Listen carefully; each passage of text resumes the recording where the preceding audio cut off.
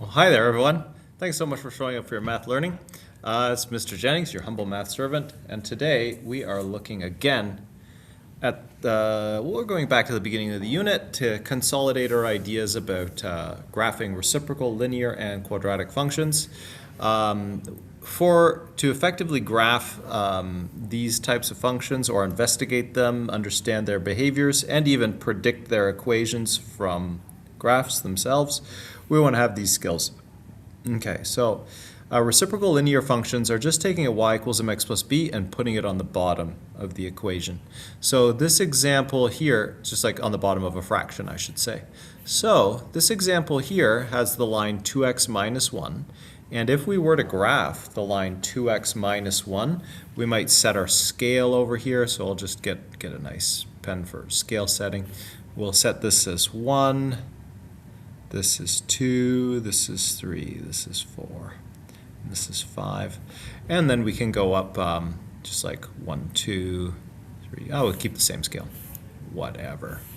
Okay, so this is 1, 2, 3, 4, and 5. And we can choose whatever we want. If we were to graph that one, y equals, if we graphed y equals 2x minus 1, this can be a very useful strategy where we'd start down there at minus 1 and we would go up over 1 and up 2, over 1 and up 2. So it would be following this line. So this would be the dotted line of y equals 2x minus 1. And of course it goes back this way as well. Okay. Now, what would happen if I just threw that to the bottom of a fraction?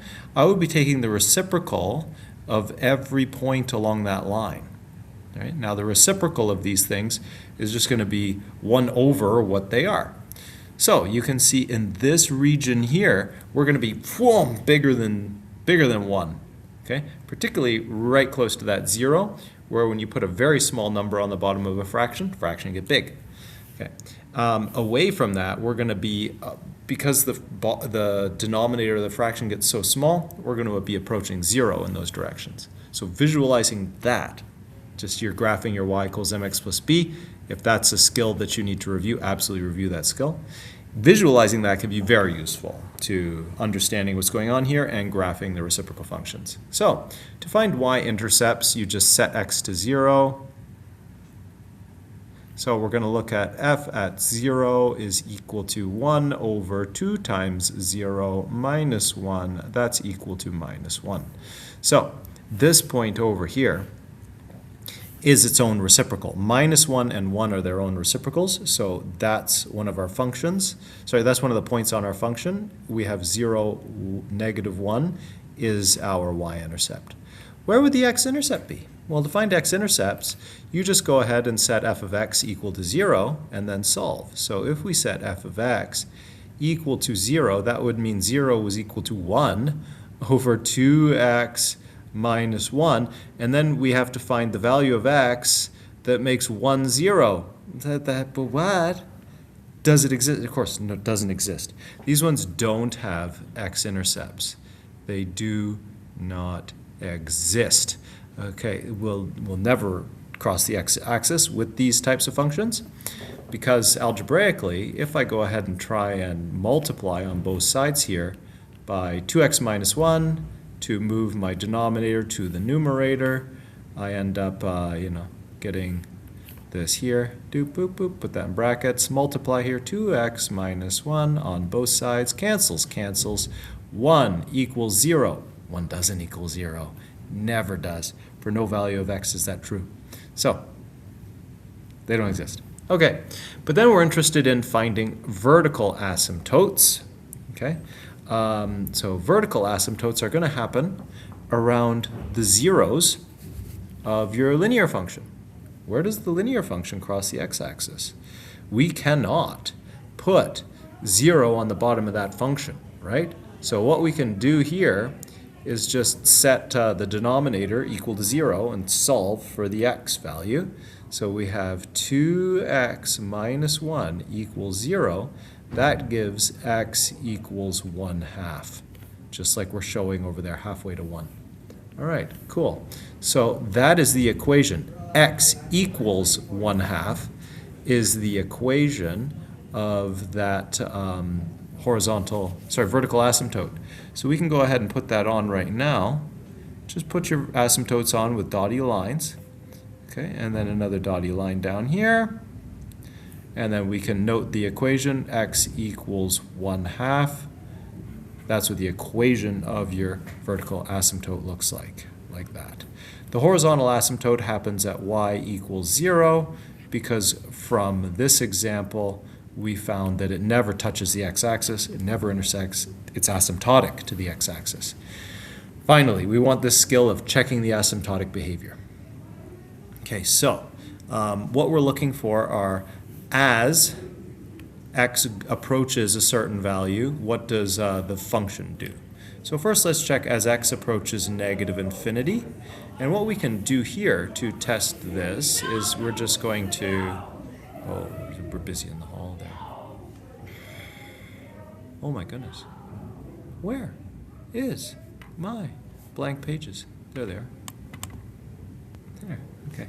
So we're just going to input some stuff. And like you can do this in rough work. It's good to show me this rough work, but I would keep it away from the flow of your solution. F at x equals 1 over 2x minus 1. Let's check f at negative 1,000 equals 1 over 2 times negative 1,000 minus another 1. That's equal to 1 over 2,001, but it's negative, which is the same thing as saying negative 1 over 2001. So we're a negative base odyssey reciprocal here. So this is very, very close to 0, but it's negative. It's on the lower side of 0. So when we note that, we say as x approaches negative infinity, f of x approaches 0 from the negative side. We're going to use that like superscript minus to say 0 from the minus side. Next, we can check as x goes to positive infinity.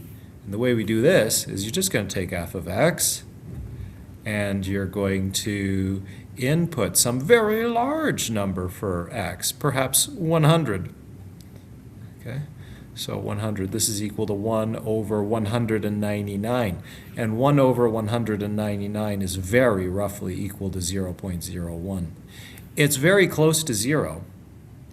But it's on the positive side of 0. So we note that. We say this is approaching 0 from the positive side. Okay? And then we might get in there and sort of graph those things. Since minus 1 is its own reciprocal, and I already have this point, I'm going to graph this as approaching 0 from the negative side, complete the graph through the whole dotty bit. This one here, 1 is its own its own reciprocal, and then it approaches 0 from the positive side as x goes to positive infinity, and that direction. Yeah, so there, those are our asymptotic behaviors that way. But now we want to see what happens as it approaches the vertical asymptote. So here, we're going to say as x approaches 1/2 from the positive side, the right side. We're going to be approaching, this way, our 1/2. So to do that, you're just going to input something that's very, very close to 1/2, but slightly larger. So there we had f of x is equal to 1 over 2x minus 1. And we're going to put in f at just bigger than 1/2. Well, how about 0.5001 is equal to 1 over 2 times 0.5001 minus 1. And then your calculator tells you that that's 1 over 0.0002. Okay, is the result of that. And that, my friends, is equal to 50,000, I believe. Let's just see if my quick mental math is good. And then you do this on a calculator, right? 1 divided by, always put your denominator in brackets, 2 times 0.5001 minus 1, and the denominator equals, there we go, 5,000. I was wrong. Why was I wrong? Let's do that. Oh, I see why I'm wrong. Yeah, okay, that's good. So this is why I check your answers. It's 5,000. We don't really care. We're just looking for, it got really, really big and towards positive. So great. So now we say, Over here, this is approaching infinity, but positive infinity, okay? And so then we can put that on our graph. This is going wee, and it makes a wee noise as it goes up and climbs up the asymptote, never violating the vertical line test. And then if we approach 1/2 from the negative side, from the left-hand side, going this way into our asymptote, we would just do the exact same thing, except with like a 4.99 f at 0.499. You'll notice that's a number ever so slightly less than 1,000, equals 1 over 2 times 0.4999 minus 1. This is equal to 1 over 0.0002, but it's negative, and that's equal to, watch this, negative 5,000. Never make the same mistake twice. So we're approaching negative infinity. Approaching. Okay, good. So we can graph that wee as it goes down there. Okay, cool. Now, we are approaching negative infinity in that direction. This little chart is your way you demonstrate your asymptotic behavior. It's very useful for creating your accurate sketch for its different behaviors at different times, and this is super useful. Okay, so now some other things that we might do is talk about domain and range of this function. I would say the domain, so let's do this in black here. Domain is we have in curly brackets x is of the real numbers, and x is not equal to 1/2. That's our domain. X can be anything up until that point and anything after that point, but nothing else. Okay, oh, sorry, but not 1/2. Okay, and then the range, we would say y is of the real numbers, and we can see we go all the way down to negative infinity, all the way up to positive infinity, but y is, y, did I write x? Y is not equal to 0. Okay, so those are our domain and range. And another thing we might ask is, where is the function positive or negative? It's positive after the asymptote, so for x is greater than 1/2, and it's negative for x is less than 1/2. You see it's negative all the way back there when x is less than 1/2, and it's positive all the way over there when x is greater than 1/2. Okay, so that's intervals of when it's positive or negative. Next, we might be asked about intervals of increase and decrease. This function is just decreasing here. It's getting smaller and smaller and smaller very slowly, and then suddenly very rapidly as it curls down that way. And then we also notice, well, it starts way up here at infinity and gets smaller, smaller, smaller. Increase and decrease is read from left to right. Okay, so as x increases, y is strictly decreasing. This function is strictly decreasing, we could say.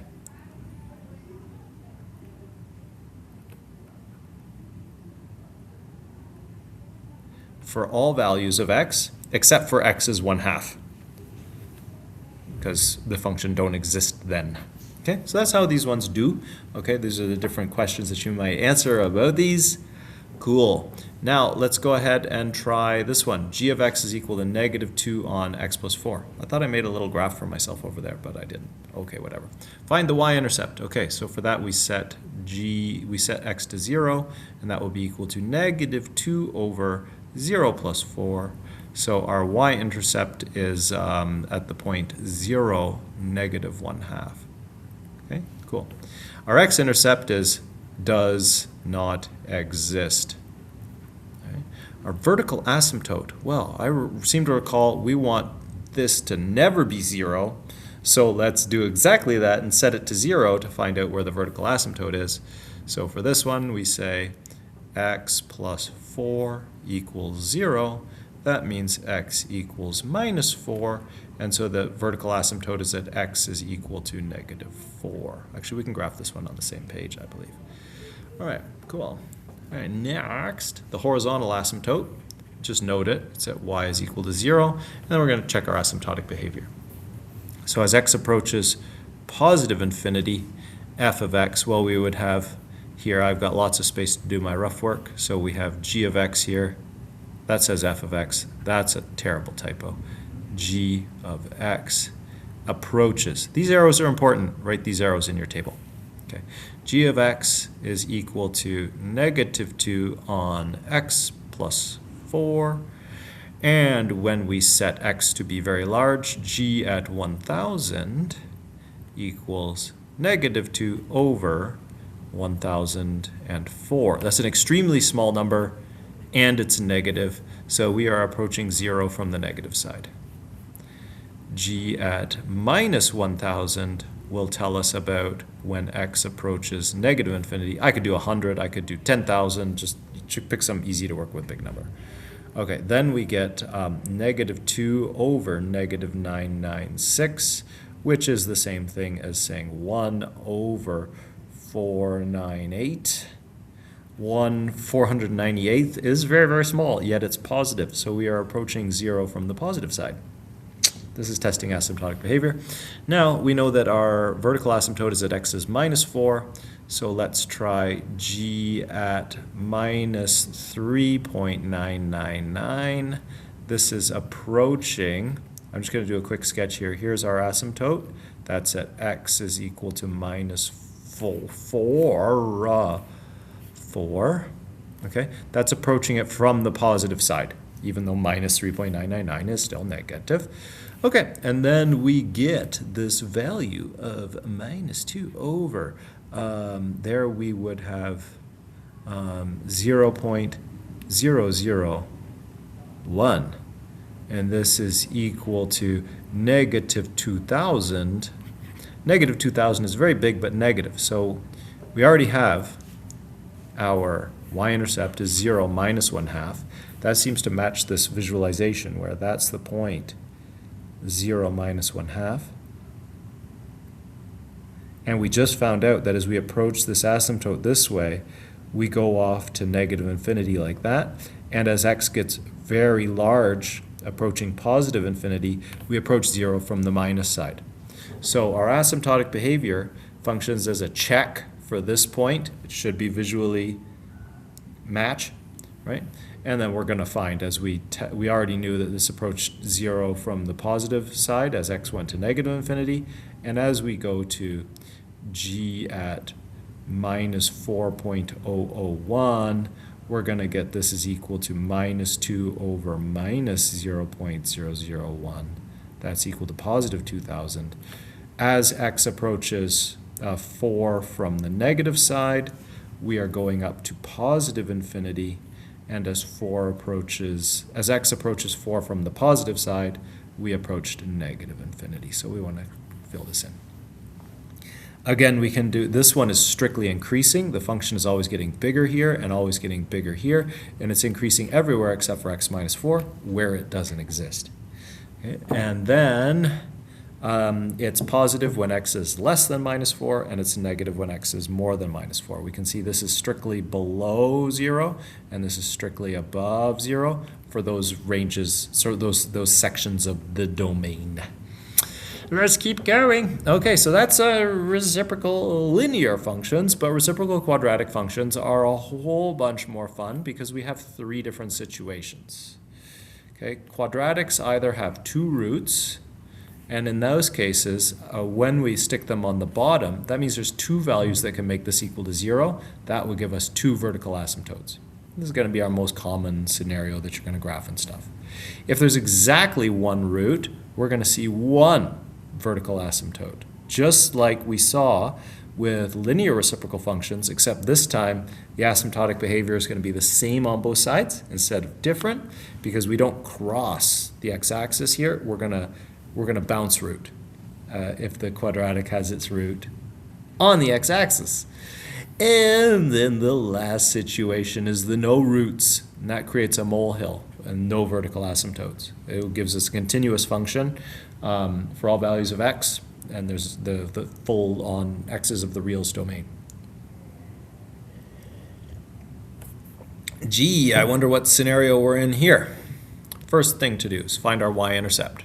So it's the same as with linear functions. We're just going to have to use more of our skills. Okay, so we have f at 0 is equal to minus 1, because because there's a minus here. That changes things. You have to notice that stuff.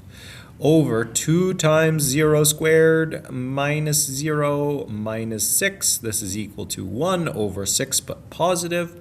So our y-intercept is at 0, 1/6.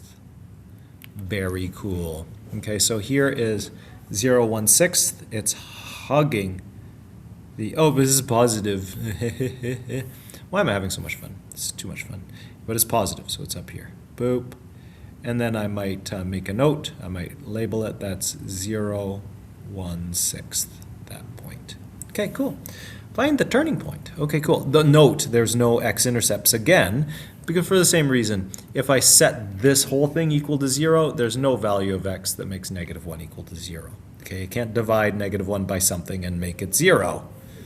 Such things don't exist. We also want to find the turning point with these. The turning point is kind of like the vertex of these functions. So we're going to find actually the vertex of this function and then do stuff with it. So here, let's just copy out our function down here. The big fat pen is kind of driving me nuts, so and let's work in black for a little change. -1 over 2x squared minus x minus 6. Okay, let's take a look at 2x squared minus x minus 6. While we're here on this page, we are interested in 3 points for this one. We could have done the y-intercept, which would have been at -6, and then reciprocal flip it, but no. We want to know the zeros, which we can get by factoring, and the vertex to give us the turning point. So we want to find these 2 things. I'll show you how I find the vertex. I know that the vertex always occurs when x is equal to -b on 2a. So I'm just going to do that. X is equal to -b on 2a. There's my b. So that's -1 over 2 times a. So that's 2.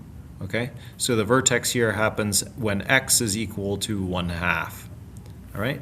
So now I'm just going to sub that in and solve for where the vertex happens. It's not that hard. So we have 2 times 1/2, but we square it, minus 1/2 minus 6. Okay, all I'm doing is inputting this, which I know that we have some function here, and it has an axis of symmetry. The equation of the axis of symmetry is always -b on 2a. In this case, is x is equal to 1/2.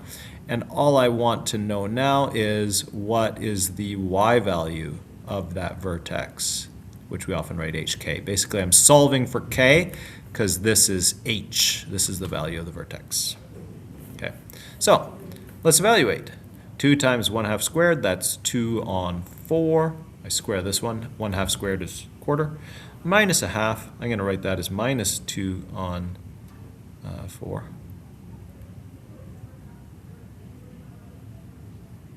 What?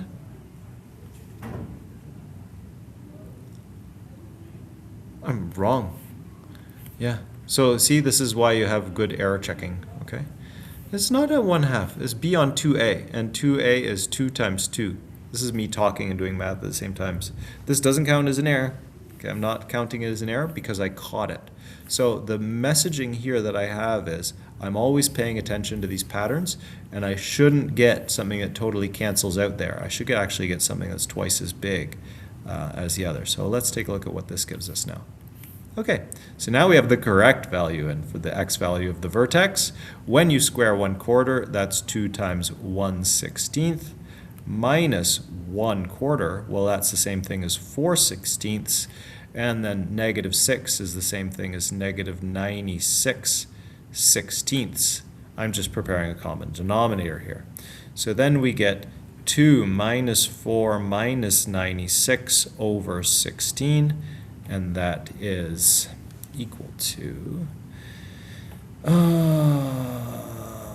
minus 98 over 16, which is the same thing as minus 49 over 8. So there is the y value of the vertex. That's how high that thing was, minus 49 over 8. Okay, so now I know the location of the vertex. The vertex is at 1/4 minus 49 on 8. Okay, so when we go back to this other scenario, we know that if we put f at 1/4, we would get this is equal to -1 over 49 on 8, which is a fancy way of saying -8 49ths. Okay, so if I go over to 1/4, but positive, so we are over here, that's the very fancy point, -8 on 49. Sorry, no, but this was negative. This one was negative as well. Holy goodness. See how I'm saved by the visualization? This one is negative, so when I transferred it over, I didn't. But I catch my error because, my goodness, I have a visualization, and I know it's going to be up there at the same height. So this is 1/4, 8 on 49. Great. Now let's find the vertical asymptotes. And again, to do that, we're going to be interested in not the vertex, but the zeros of this function. So 2x squared minus x minus 6. I see I want to multiply to 2 times minus 6 and add to -1. That's -12 for those following along at home. Those numbers are -4 and 3. So I can rewrite 2x squared minus x minus 6 using these magic numbers this way. 2x squared minus 4x plus 3x minus 6. Notice that I just split that up into two things that allow me to factor by grouping.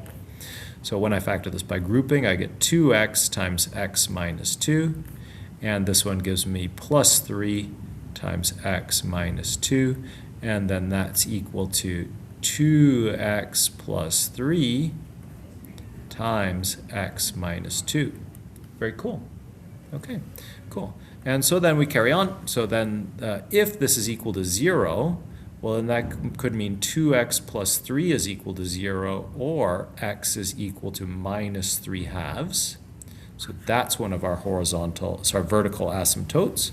And then this one could also be equal to 0, which would mean x was equal to 2. Okay, so we go in here, and no, not there. Right here. And we're going to put those asymptotes on. I'm just going to get out my asymptote pen. We're going to do them in red. So we're going to have an asymptote up here at 2. And then an asymptote here at minus 3 halves.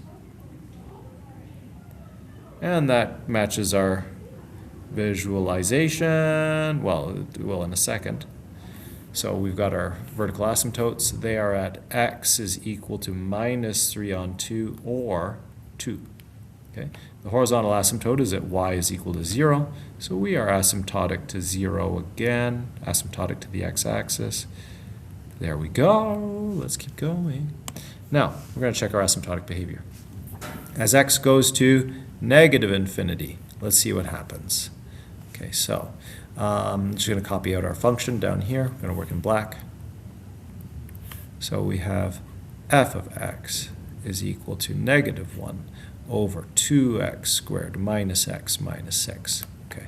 If we let x get very, very large but negative, you're going to see it does the same thing as if it's positive. So if I go f at -1000, this is going to give me -1 over 2 times -1000 squared, which is going to totally overwhelm this minus 1000. So minus 1000, I'm just writing plus 1000, minus 6. The minus 6 is so insignificant at this point because -1000 squared is positive 1 million. So this is basically 1 over 2 million.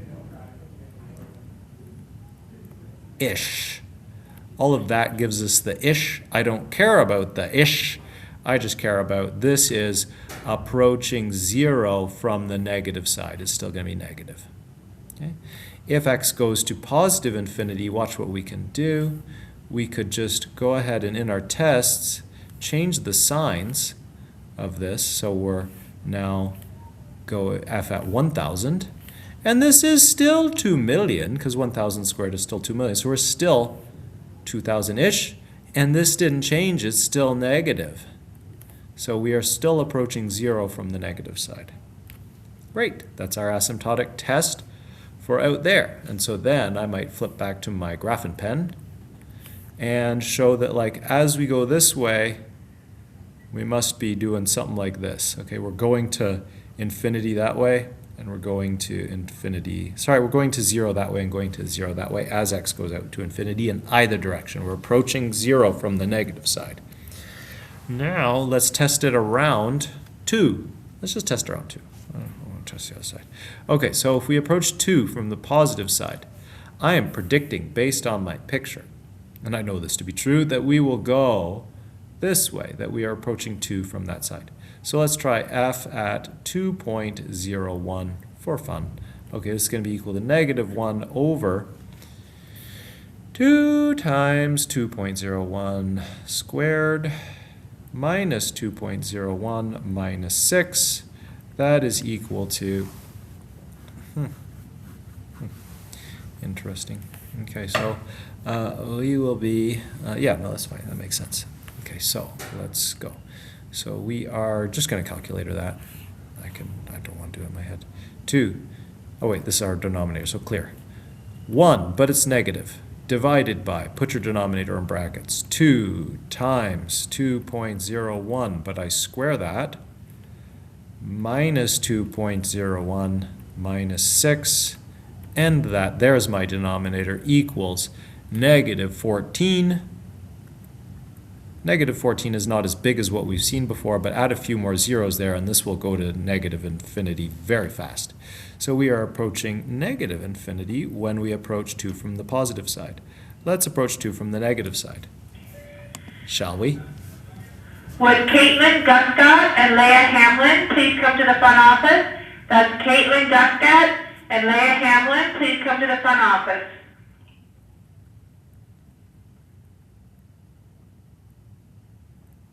Okay.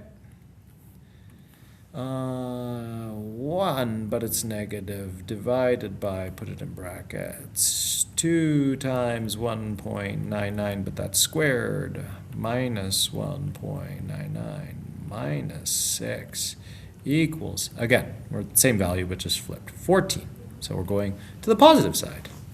Okay, good. There's a positive side of infinity. So we have this behavior, positive infinity. And yeah, you can still test these 3 halves, but negative 3 halves, and we approach from the negative side, or negative 3 halves, and we approach from the positive side. Here we're going to be here. So we now know we're going through this point. If we approach this one from the positive side, from the negative side, we go to positive infinity that way.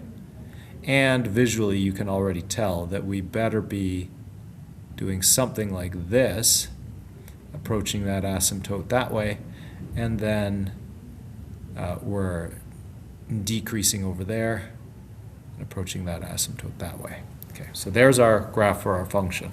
Has all the key points labeled, has the asymptotic behavior clearly demonstrated and tested.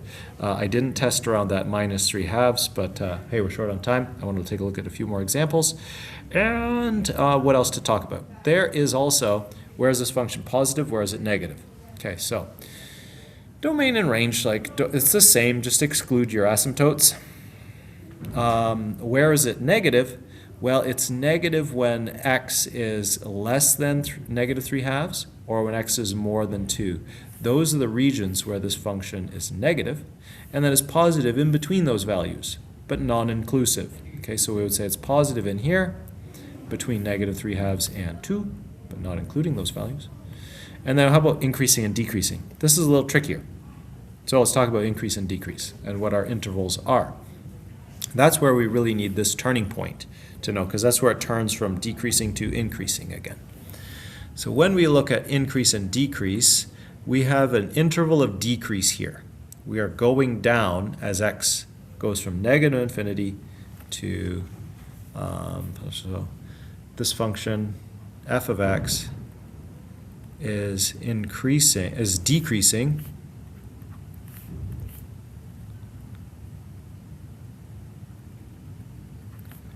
when negative infinity is less than x, but x is also less than negative 3 halves. Okay, so that's one interval where this is decreasing. So you can also write your interval as this, minus infinity, comma, minus 3 halves.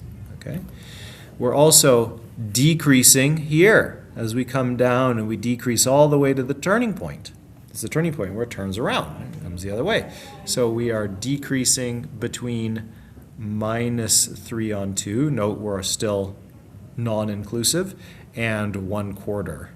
I would say non-inclusive because at the turning point it's neither increasing nor decreasing. So we can still exclude that. And then that written as an interval notation, it would look like this. Minus 3/2 is less than x, which is less than 1/4. And then f of x is increasing after the turning point for these intervals, 1/4, comma, 2, and 2 positive infinity, those two intervals. Cool. Let's look at this one, everybody. I'm just going to pause the video and open the door because you're all going to come in a second. Oh, the wrong place. Boop.